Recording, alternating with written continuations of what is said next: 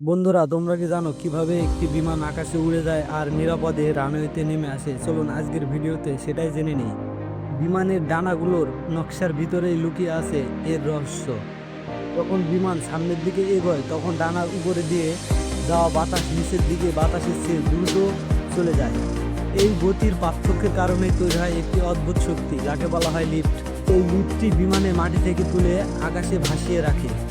আর যখন বিমান গন্তব্যে পৌঁছে যায় তখন পাইলট ধীরে ধীরে গতি কমিয়ে দেয়, ডানার কোণ সামনে নিচে নামায় আর রানওয়ের দিকে নামাতে শুরু করে। এভাবেই একটা নিখুঁত পরিকল্পনায় প্রযুক্তি আর দক্ষতা মেলন বন্ধনে বিমান নিরাপদে ল্যান্ড করে। বন্ধুরা, অজানা ভুবনের নতুন নতুন ভিডিও পেতে আমার চ্যানেলটি সাবস্ক্রাইব করতে ভুলবেন না।